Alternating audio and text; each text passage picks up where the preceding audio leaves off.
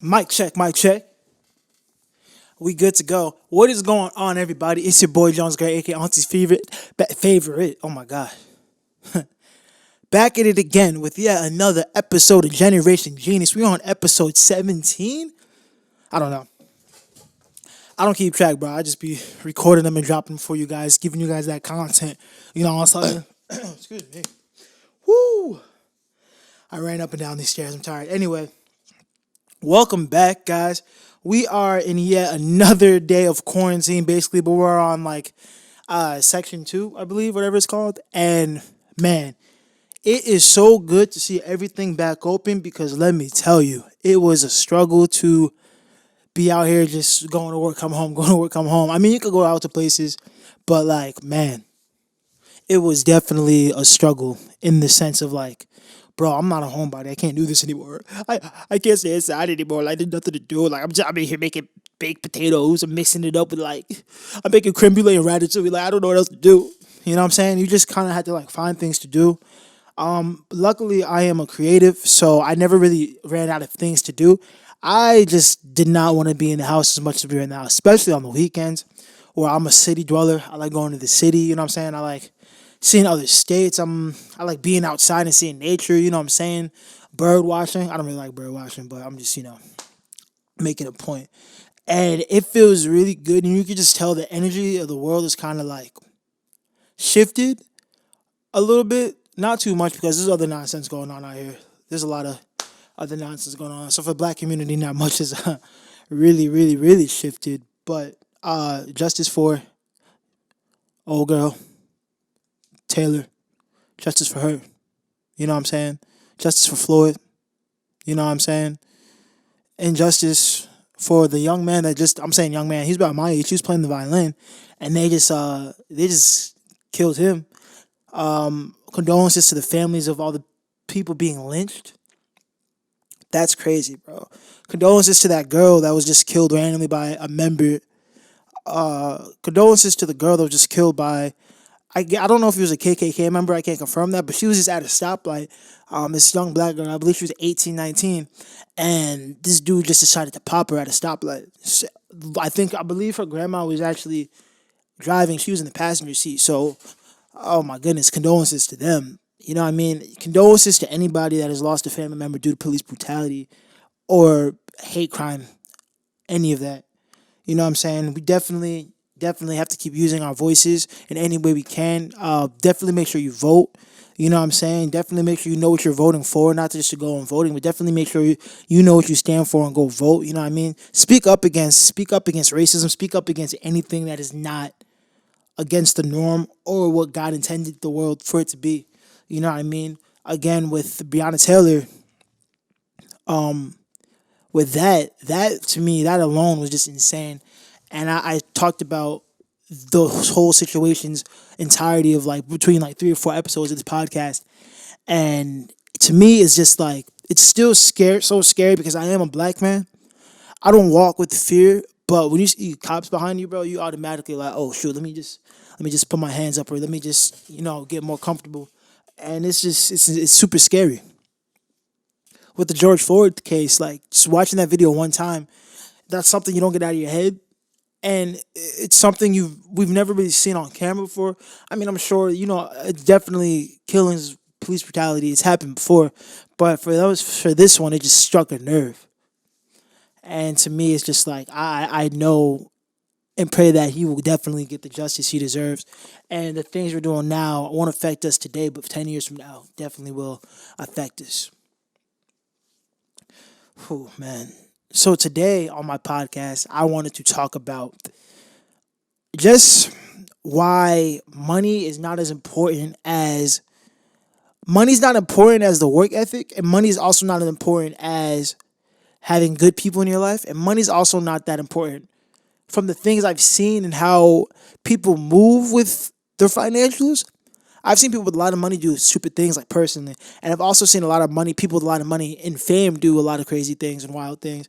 And over and over again, we just see that money is definitely not what it's made to be. I feel like once you blow up or once you seek the fame or once you put a number on how much money you want, that's when it becomes dangerous because let's say I'm like, yo, I'm becoming the biggest rapper in the world and I want $2 million. And I'm so unsatisfied in my soul that I'm not feeding it with anything else but the goal of getting that $2 million. So over time, I eventually get that $2 million, and I'm still happy. I'm still not happy.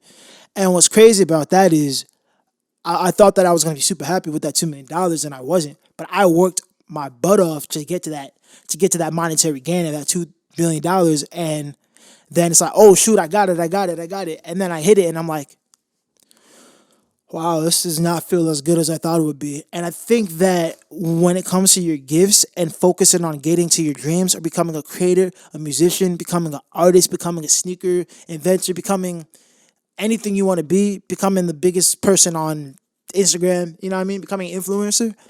I feel like a lot of times the reason that it's so easy for us to give up is because that we put monetary gain and we emphasize the end goal without emphasizing the process. And I know it's easier said than done. That's my favorite thing to say. But I know it's easier said than done. But I feel like the process is so important because without the process, you wouldn't have your story. You wouldn't learn new things.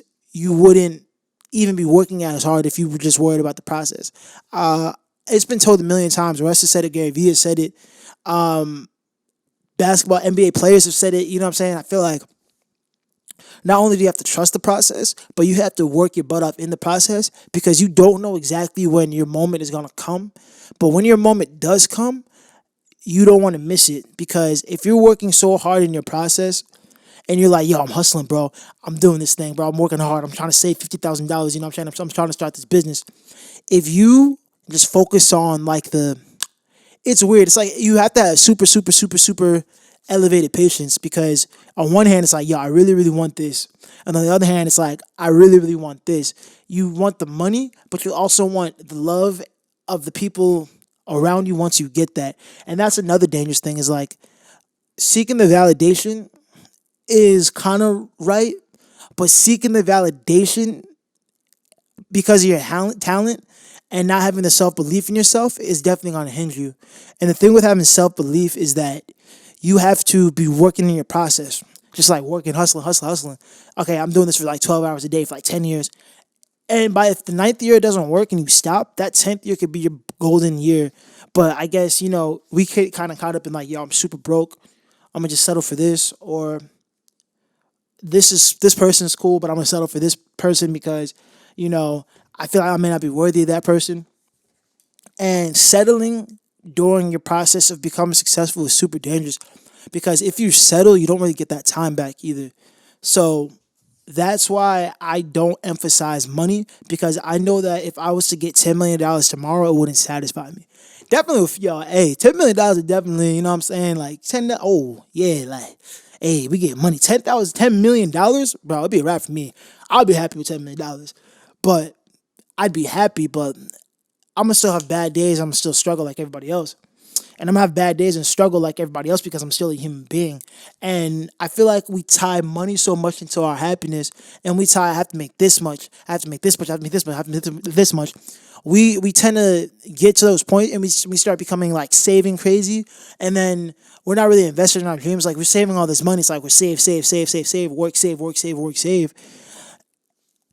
With working and saving it, it's like, yeah, bro, but like you're making all this money, but are you really happy? You know what I mean? Like I feel like you definitely get a form of finance. Don't get me wrong. Financial stability is definitely important, but with financial stability,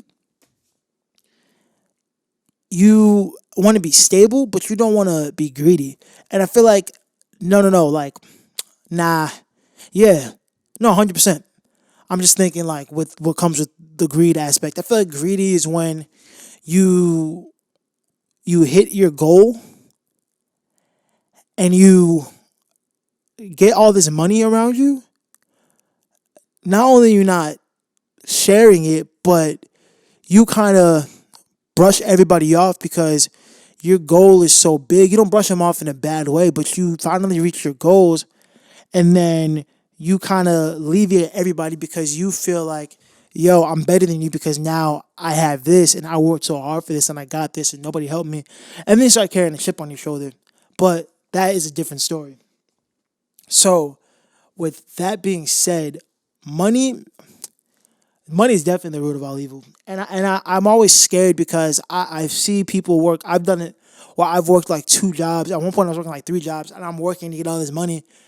And then my body just shut down. My body just shut down for like 3 days because I was working so hard for somebody else's dreams. I'm not even working on. I'm working on my dreams, but I couldn't even come home and really work because I'm working 2 jobs. I'm coming home, getting like 4 or 5 hours of sleep, and then going back to work. And I was doing that for like a minute. And I've done it. I've done it like a crazy amount of times where I'm working 2 jobs. And I was so focused on getting money to put into my dreams where like I was just having tunnel vision. So it's like I'm working these jobs, then I'm passing out, then I'm waking up. It's like, dang, wait, hold on. I'm working, I'm making a little bit more money. But one, it's not that much more money because these jobs are trash. And two, the monetary gain I'm gaining is like, yeah, I'm gonna invest in my dream, but I can't even invest or put thought into my music or my YouTube channels because I'm tired. So it's like the balance you have to find is like, yo, I'm making enough, but I know that this is temporary. And I know that if I keep on working, then eventually I will get to a point where I will be as successful as I want to be because I put the work in now. And that's why the process is so amazing because you can work your butt off in the process, and you also get those times of like, let me just sit back and think about how far I've come, as opposed to like you're working, you get the money, da da da da da. Then you finally get it again, and then you got your opportunity, and you don't get to enjoy it that much because you're still like in more. Like, yeah, this is not enough. I want more. I want more. I want more. I feel like yes, work hard, but sit in your goals and really enjoy your life because experience versus money, I'll take experience every time because with the experiences, I'm gaining mental strength, I'm gaining power of my mind, and I'm also gaining those stories, and that's part of my history versus I look back and I just save everything. Now I'm 40 years old. Yeah, I'm a billionaire by 40, but like, dang, I really breezed through everything. I enjoy working, but I don't enjoy working at the sake of me not enjoying my life. Wow, that was a bar. I enjoy working, but I don't enjoy working the sake of me hurting my mental and physical. Woo! That was a bar. Thank you guys so much for listening. It's been your boy Jones the Great, aka your auntie's favorite. I hope that you guys kind of got just my viewpoint. Again, I'm a conversationalist. I don't really like to preach to anybody. I just kind of talk about the things I see and what I've learned and from books I read. So just a lot of knowledge I've gained, you know what I'm saying? But I'm always willing to learn more knowledge. Thank you guys so much for listening. Make sure you tune into this podcast every single Sunday at whatever time I post it. Thank you guys for listening to Generation Genius. With your boy Jones the Great. I'll see you guys later. Peace.